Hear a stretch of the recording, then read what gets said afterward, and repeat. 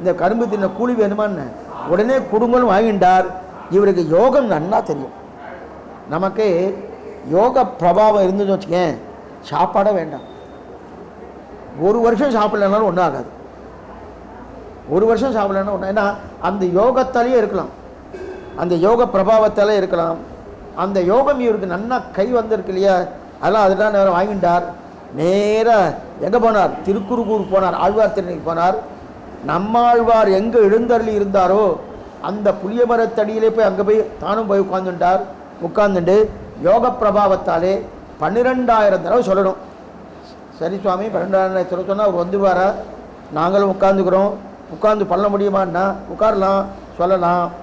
10 தடவை செய்ப்பேல், 11 தடவை என்ன பண்ணுவேன் நீங்கள்? தாகமாக இருக்குது, கொஞ்சம் தண்ணி சாப்பிடலாமே, பசியாக இருக்குது, எதாவது ஆகாரம் கொடுக்கலாமே, எல்லாம் அன்ன ஆகாரம் தூக்கம் எதுவுமே இல்லாமல் அதே நம்மாழ்வார் நினைவாகவே 12,000 தடவை சொல்லணும். இப்போ அங்கங்கே சேவாக்காலம் வைக்கிறார். ஒரு நாதமணிகள் 12,000 தடவை பண்ண மாதிரி நாமும் பண்ணலாம், ஒன்றும் தவறு கிடையாது. ஆனால் நம்மாழ்வார் பிரத்யட்சமாகனா நாதமணி எந்த யுக்தியை கையாண்டாரோ அதுதான் நம்ம கையாண்டோம். நம்மகிட்ட இல்லையே, அது இல்லையே. ஆச்சு 1:30 மணி ஆச்சுன்னா கார்த்தால பொங்கல் ஆயிடுச்சு, 1:30 மணி ஆச்சு, சுவாமி போடுறதே இல்லையா, கேட்டுடுறோமா இல்லையா? அடியனும் சேர்த்து தான் இங்கே இல்லைல்ல, நீங்களாம் விதிவிலக்கெல்லாம் கிடையாது, எல்லாரும் சேர்த்து தான். அப்படி இருக்கச்சது 12,000 தடவை சொல்லணும்னா குறைஞ்சபட்சமாக அது ஒரு மாதமாவது ஆகும். ஒருத்தரை சொல்லணும்னா ராத்திரி பகல் தூக்கமெல்லாம் சொல்லணும். அத்தனை யோக பிரபாவத்தில் சொன்னார். ஆழ்வார் பிரத்யட்சமாயிட்டார். என்ன ஆனந்தம்! பிரத்யட்சமாயிட்டார். பிரத்யட்சம் சேவிக்கிறார் நாதமணிகள். ஒன்றுமே தெரியாது. நாதமுனிகளுக்கு என்ன பேர் தெரியுமா? நாதமுனி ரங்கநாத முனின்னு பேர். அவர் பேரே நாதமுனிக்கு என்ன பேர்? அவருடைய தகப்பனார் பேர் ரங்கநாத முனின்னு பேர். அதை சுருக்கி நாதமுனின்னு சொல்லிட்டு, இது பெரியவாச்சான் இருந்து இது பிரலோகஞ்சியர்னு தன்னுடைய வியாக்கியானத்தில் எடுத்திருக்கார். என்ன எடுத்திருக்காருன்னா, சத்யபாமான்னு இருக்கு. சத்யபாமான்னு கண்ணனுடைய இந்த கண்ணன் கல்யாணம் பண்ணது சத்யபாமாவை. இந்த சத்யபாமா தான், அவளால் தான் இந்த தீபாவளி கொண்டாட்டமே அவளால் தான் நடந்துருக்கு. அந்த சத்யபாமாவை பாமாம்னு சொல்லுவாள். சத்யபாமாவை பாமாம்னு சொல்லுமா போலே ரங்கநாத முனியை நாதமுனின்னு சொல்கிறா அப்படின்னு அவர் வியாக்கியானத்தில் எடுத்திருக்கார். இவருக்கு பேரே என்னென்னா ரங்கநாத முனின்னு பேர், நாதமுனின்னு பேர் கிடையாது ரங்கநாத். ஆனால் நாதமுனின்னு பிரசித்தமாகிடுது. உட்கார்ந்தார். நம்ம ஆழ்வார் பிரத்யட்சமாயிட்டார். பிரத்யட்சமான சேவிக்கிறார் சேவிக்கிறார் சேவிக்கிறார். உடனே பிரார்த்திக்கிறார், திருவிடை சேவிச்சுட்டு. ஏன்னா அவரும் யோகி, இவரும் யோகி, நம்மாழ்வாரும் யோகி, அதே போல் நாதமணியும் யோகி. 2 யோகி உட்கார்ந்துட்டு பேசின்னு இருக்கா. பேசின்னு இருக்கச்சே அடியனுக்கு பிரசாதி தரல வேண்டும், 1000 பிரசாதி தரல வேண்டும் பிரார்த்திக்கிறார். 1000 கொடுத்துட்டார். கொடுத்துட்டு அடியை சுருக்கமாக சொன்னேன், கொடுத்துட்டார். கொடுத்த உடனே சரி அடியை விடைபெற்றுக்கலாமா அப்படின்னு கேட்குறார். யார்? நாதமுனி. போருமா, வேறு எதுவும் வேண்டாமான்னாரு. வேறு எதுவும் வேண்டாமான்னு, வேற என்ன இருக்குன்னா ஏனைய பிரபந்தங்கள் இருக்கே, நானே 4 பிரபந்தம் பண்ணியிருக்கேனே. இப்போ ஒரு பிரபந்தம் தான் திருவாய்மொழி, அதுதானே மடலை தீரவல்லார் காமர்மானை நோக்கியருக்கு 1010 அதில் தானே இருக்குது. அது ஒரு பிரபந்தனை, 4 பிரபந்தம் பண்ணியிருக்கனே அப்படின்னு சொன்னார். தேவரே பிரசாதிக்கலாமே, தேவர் திருவிடு பலத்தால் கொடுக்கலாமேன்னார். அப்போ திருவிருத்தம், திருவாசிரியம், பெரிய திருவந்தாதி, மிச்சம் இருக்கக்கூடிய 3 பிரபந்தத்தையும் கொடுத்துட்டார். கொடுத்து முடிச்சிட்டார். சரி விடைபெற்று கொள்ளலாமான்னு கேட்குறார். அப்போ ஏனைய ஆழ்வாருடைய பிரபந்தங்கள் வேண்டாமான்னு கேட்குறார். தெரியாதேன்றாரு நாதமணி. அப்போ அவர் என்ன சொல்கிறாரு? மற்ற ஆழ்வார்கள், பொய்கை ஆழ்வார் தொடங்கி திருமங்கை ஆழ்வார் பரியந்தம் 4000 திவ்ய பிரபந்தத்தையே கொடுக்கிறார். யாருக்கு? நாதமுனிக்கு. இது நீங்கள் நம்மாழ்வாருடைய வாழ்வு திருநாமம் இருக்கு இல்லையா, அதில் இந்த சப்தம் வரும். நாதனுக்கு 4000 உரைத்தான் வாழியே நன் மதுரகவி வணங்கம் நாவீரன் வாடியேன்னு வரும். நாதனுக்கு 4000 உரைத்தான் வாடியே. நாதன்னா நாதமுனின்னு பேர். நாதமுனிகளுக்கு 4000 கொடுத்தார். அப்போ 4000 இல்லையா சுவாமி? திருமங்கையாழ்வார் காலம் முடிஞ்ச பிறகு ஒரு 100 வருஷம் இருந்திருக்கலாம். அடியேன் இருந்திருக்கலாம் சொல்கிறேன், அடியேனுங்க சரியாக தெரியாது, இருந்திருக்கலாம். ஏன் இருந்திருக்கலாம் சொல்கிறேன்னா, இன்னைக்கு பகல் 10 ராப்பத்து உற்சவம் நடக்கிறது இல்லையா? எப்போ நடக்கிறது? மார்கழி மாதம் அமாவாசை தொடங்கி பகல் 10 ராப்பத்து உற்சவம் நடக்கிறது. அதில் ராப்பத்து உற்சவம் தான் திருவாய்மொழி திருநாள்னு பேர். பகல் 10 உற்சவம் ஏனைய 2000 பாசுரங்கள், முதல் 1000 அதே போல் 2000 என்று சொல்லக்கூடிய பெரிய திருமொழி, இது ரெண்டுமே பகல் 10 ஆகும். ராப்பத்தில் திருவாய்மொழி மட்டுமே ஆகும். ஒவ்வொரு நாளுக்கு ஒவ்வொரு 10 ஆகும். இந்த ராப்பத்து உற்சவத்தை முதல் ஆரம்பித்தது யார் தெரியுமா? திருமங்கையாழ்வார் தான் ஆரம்பித்தார். முதல் ஆரம்பித்தது திருமங்கையாழ்வார். அப்போ பகல் 10 கிடையாது. அப்பன்னா திருமங்கையாழ்வார் காலத்தில் 4000 நடையாடின்னு இருக்கு. அப்போதானே இது ஒரு, ஏன்னா திருமங்கையாழ்வார் பிரபந்தம் அவர் பண்ணதே இருந்திருக்கும்.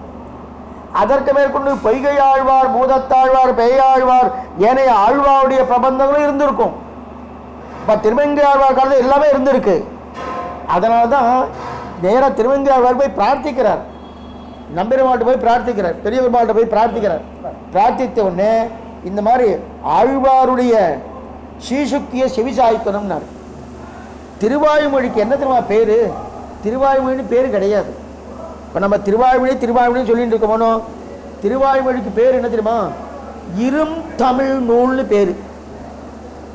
நம்மாழ்வார் கொடுத்த பெயர் திருவாய்மொழிக்கு இரும் தமிழ் நூல். அதுதான் நம்மாழ்வார் கொடுத்த பெயர். இது எங்கே தெரியுமா இருக்கு? நம்மாழ்வார் எங்கே சொல்லியிருக்கா தெரியுமா? நம்ம திருவாய்மொழியிலே இது வருது, 10ஆம் பத்தில் வருது. என்னெஞ்ச தொல்லிருந்து இங்கு இருந்தமிழ் நூலிவை மொழிந்து வண்ணஞ்ச திரணியனை மார்விடந்த வாட்டாற்றான் மண்ணஞ்ச பாரதத்து பாண்டவர்க்கா படை தொட்டான் நல்லெஞ்சே நம்பெருமான் நமக்கருள் தான் செய்வான்னு சொல்லி 10ஆம் பத்தில் வரக்கூடிய பாசுரம். ஆச்சரியமான இது. அப்போ இருந்தமிழ் நூல் பேர். அந்த இருந்தமிழ் நூலை தேவரே செவிசாய்க்க வேண்டும்னு பெரிய பெருமாள்கிட்ட பிரார்த்திக்கிறார். அவர் என்ன பிரார்த்தித்தாலும் ரங்கநாதன் இருக்கார் இல்லையா, ஸ்ரீரங்கம், நேற்றுக்கே ஒன்று சொன்னேன், அவர் அனுபவத்துக்கு தான் இருக்கார். வேலை செய்கிறதெல்லாம் யார்? காஞ்சி தேவைப்படம் தான் வேலை செய்வார், அனுபவிப்பது அவர் வைப்பார். உடனே அவர் என்ன பண்ணார்? சரி அதுக்குண்டான மண்டபத்தை நீயே கட்டுன்ட்டார். ஒரு சுவாமியை கூப்பிட்டு, சுவாமி ததியாராதனை பண்ணுவோம், உற்சவம் வருது, நரசிம்மர் உற்சவம் வருது, ததியாராதனை பண்ணுவோம் அப்படின்னு. அப்படியா? பண்ணிடலாமே, நீரே பண்ணிவிடுவோம், நான் பக்கத்தில் வந்து நிற்கிறேன். இதுதான் யார் சொல்கிறாரு? பெரிய பெருமாள் சொல்கிறார். திருமங்கையார் கட்டினார். இன்னைக்கு 1000 கால் மண்டபம்லாம் இருக்கு, எல்லாம் அவரை கட்டினது. புத்த விக்கிரகத்தை வைத்துக்கொண்டு அங்கே தான் என்னது பாப்பத்து உற்சவம் நடக்குது. இப்போ இன்னைக்கு அப்படி தான் நடக்குது.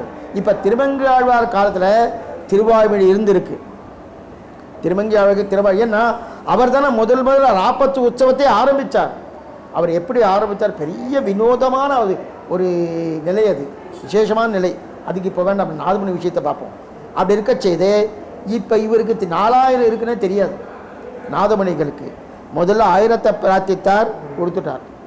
அதுக்கப்புறம் நானே 3 கிரந்தங்கள் பண்ணியிருக்கேனே, திருவிருத்தம், திருவாசிரியம், பெரிய திருவந்தாதி, அதையும் கொடுத்தார்.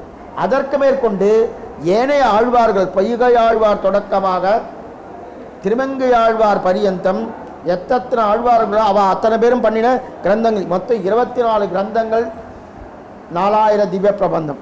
4000 திவ்ய பிரபந்தம் எத்தனைன்னா 24 பிரபந்தங்கள் இருக்கும். திருப்பாவை, திருப்பள்ளி எழுச்சி, திருமாலை, திருப்பல்லாண்டு, பெரியாழ்வார் திருமொழி, திருச்சந்த விருத்தம், கணினும் சிறுத்தாம்பு, அபரநாதிபுரம், இந்த மாதிரி வருதுனோம். அதெல்லாம் மொத்தமாக கூட்டம் 24 வரும். அந்த 24 12 ஆழ்வார்கள் சேர்ந்து பண்ணது. அது அத்தனையும் கொடுத்து முடிச்சிட்டார். இப்போ அதெல்லாம் மொத்தமாக வந்துடுத்து. இப்போ நம்ம புஸ்தகத்தில் எப்படி போட்டிருக்கோம்?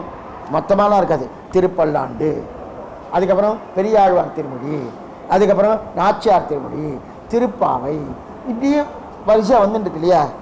அந்த மாதிரி கொடுக்கல நாதமணிகளுக்கு. யார்? நம்மாழ்வார் அப்படி கொடுக்கல. மொத்தமாக எல்லாத்தையும் கொடுத்தேன். அப்போ கொடுத்த உடனே அதை பிரித்தது யாருன்னா நாதமணி தான் பிரித்தார். இன்னைக்கு முதல்ல திருப்பல்லாண்டு சேவிக்கிறோமோனோ, நேற்றுக்கே அடியே ஒன்று சொல்லியிருந்தேன். இப்போ முதல் பிரபந்தம் திருப்பால் நாடானா கிடையாது. முதல் பிரபந்தம் ஸ்ரீ வைஷ்ணவ சம்பிரதாயத்திலே முதல் திருவந்தாதி தான் முதல் ஆழ்வார் பண்ணார். அப்போ அவன் 3 பேரும் முதலாழ்வார்கள் தான் முதல்ல பண்ணியிருக்கான். அப்போ 4000 திவ்ய பிரபந்தம் புஸ்தகம் எடுத்தாலே முதல் திருவந்தாதி இருக்கணும். ஆனால் இல்லை, திருப்பல்லாண்டு இருக்குது. இதெல்லாம் பிரித்து கொடுத்தது யாருன்னா நாதமணிகள். நாதமணிகள் பிரித்து கொடுத்துருக்கார். எது போலனால் வேதம் இருக்கு, ரிக்வேதம், யஜுர்வேதம், சாமவேதம், அதர்வண வேதம். இந்த 4 வேதங்கள் துவாபர யுகத்துக்கு முன்னாடி ஒன்றா இருந்தது. இப்போ நாமே இப்போ 4000 தனித்தனியாக வச்சுட்டு இருக்க போனோம், எல்லாம் ஒன்றா கலந்துருக்கோம். அதான் புரியுமா? தஜாராதனை ஆறுது, கூட்டு, கரியமது, பச்சடி, குழம்பு, சாத்தமது ஒன்றா கலந்துருக்கோம் சுவாமி. ஆனால் பெருமாள் நம்ம அப்படி தான் கண்டரில் பண்ணுறோம். தனித்தனியாக பண்ணணும். பண்ணுற நாம் சாப்பிட்றதே தனித்தனியாக சாப்பிட்றோம், அக்கறனே சாப்பிட்றோம். ஆனால் பெருமாளை கண்டரை படித்து என்ன பண்ணுறோம்? அப்படியே தான் தனித்தனியாக வைக்கிறோம்னா அதே இலையில் எல்லாத்தையும் ஒன்று ஒன்று வச்சுட்டு கொடுத்துட்றோம் இல்லையா? அந்த மாதிரி பண்ணுறோம் இல்லையா? ஆனால் மொத்தமாக சேர்த்தா நம்மளாக்கு பிடிக்கிறதா? பிடிக்கலை. சுவாமி கூட்டு எது சுவாமி, கறியை வந்து எது சுவாமி, கச்சரி எது சுவாமி, திருமாலோட எது சுவாமி, அப்படி ஒவ்வொன்றும் கேட்குறோம் இல்லையா? அந்த மாதிரி எல்லாம் கூட்டாக இருந்தது வேதங்கள். ரிக்வேதம், எதிர்வேதம், சாமவேதம், அதர்வண வேதம். அதை எல்லாத்தையும் என்ன பண்ணார்? வேதவியாசர் தான் வியாசம்னா பிரிக்கிறதுன்னு அர்த்தம். வியாசம் வசிஷ்டன் அப்தாரம் சக்தேர் பௌத்திரம் அகல்மஷம் பராசராசரம் வந்தே சுகதாபம் தப்போனிதுன்னு வியாசம்னா அது பிரிக்கிறதுன்னு அர்த்தம். அதனால பேரே வியாசன்னு பேர். வியாசாய விஷ்ணு ரூபாய வியாசரூபாய விஷ்ணுவே. வியாசரே பகவானுடைய அவதாரம் தான், ஆவேச அவதாரம். அவர் பிரித்தார். அவர் சம்ஸ்கிருத வேதத்தை பிரித்தார். இது திராவிட வேதம். திராவிட வேதத்துக்கு சம்ஸ்கிருதத்துக்கு சமமானா சம்ஸ்கிருத வேதத்தை காட்டிலும் மேம்பட்டது திராவிட வேதம். சமம்னு சொல்லப்படாது. முதல்ல ஆச்சாரியத்தில் அழகிய மணவாள பெருமாள் நாயனார் பெரிய கேள்வி அந்த காலத்தில். ஆழ்வார் பாட்டு தமிழ் பாட்டு உயர்த்தியா? சம்ஸ்கிருதம் தான் அந்த காலத்தில் எல்லா புராணங்களும் வேதங்களும் இதிகாசங்கள் எல்லாம் சம்ஸ்கிருத பாஷையில் இருக்குது. இது தமிழாச்சு தமிழை போய் ஒரு வேதம்னு சொல்லலாமான்னு பெரிய ஆட்சேபங்கள். அதுக்கு வந்து ஆச்சாரியதேன்னு ஒரு கிரந்தம் வந்துட்டு அந்த கிரந்தத்தை தெரிவிக்கிறார். இதெல்லாம் அப்படி கிடையாது, இதுவும் அந்த சம்ஸ்கிருத வேதத்தை சமம்னு சொன்னார். சொல்லிட்டு அவருக்கு மனசு அப்பலை, சமமாக சொல்லலாமா? சொல்லப்படாது, அதை காட்டிலும் மேம்பட்டதுன்னு. அப்போ சம்ஸ்கிருதத்தை காட்டுறது மேம்பட்டதுன்னா இப்போ ஒன்றும் வேண்டாம், நமக்கே நீங்கள் பார்த்துன்னு வாங்க. பெருமாள் புறப்பாடு ஆறுது இல்லையா? இப்போ எனக்கு ஒருத்தரை பிடிச்சிருக்கு வச்சுங்க, நான் அவரை தேடின்னு போவேன்னா அவரை என்ன தேடிட்டு வருவாரா? எனக்கு ஒருத்தர் பிடிச்சிருக்கு, அங்கே ஒரு சுவாமி இருக்கார், நான் தான் தேடின்னு போவேன். எனக்கு அவர் பிடிச்சிருக்கு, நான் தான் தேடிட்டு போவேன். அது அவருக்கு என்ன பிடிச்சிருக்குன்னு வச்சுக்கேன், அப்போ என்ன பண்ணுவார்? அவர் தான் என்ன தேடிட்டு வருவார். இப்போ புறப்பாடு ஆறுது இல்லையா? பெருமாளுக்கு சம்ஸ்கிருத வேதம் பிடிச்சிருக்கா திராவிட வேதம் பிடிச்சிருக்கான்னு பாருங்க. முன்னாடி எது போகிறது? திராவிட வேதம் போகிறது. அந்த திராவிட வேதத்தை தேடிட்டு யார் வர? பெருமாள் வர. சம்ஸ்கிருத வேதம் என்ன பண்றது? பெருமாளை தேடிட்டு வருது. இப்போ எது உயர்த்தி? இதில் எது உயர்த்தி? இப்போ எது உயர்த்தி? சந்தேகமே இல்லையா? திராவிட ஏன்னா அதைத்தானே தேடிட்டு வராரு. இது ஒன்றாச்சா? இன்னொன்று என்னன்னா, சம்ஸ்கிருத வேதத்துக்குன்னு உற்சவங்கள் இருக்கா சுவாமி? இப்போ நமக்கெல்லாம் பகல் 10 ராப்பத்து உற்சவம், 4000த்துக்குன்னே உற்சவம். அது அதே போல ரிக்வேதத்துக்கு உற்சவம், எதிர்வேதத்துக்கு உற்சவம், சாமவேதத்துக்கு உற்சவம், அதர்வண வேத உற்சவம். எங்க கேள்விப்பட்டிருக்கல? பகவானுக்கு ரசிக்கல. அவர் ரசிப்புத்தன்மை எங்க இருக்குன்னா இதுல தான் இருக்கு. ஆழ்வார்களுடைய ஈரச் சொற்கள், அருளி செயல்கள் இதுல தான் பரிபூர்ணமா இருக்குது. அதான் என்ன பண்ணார்? நாதமணிகளுக்கு 4000த்தையும் கொடுத்துட்டார். அபாரம் வாங்கிட்டார்.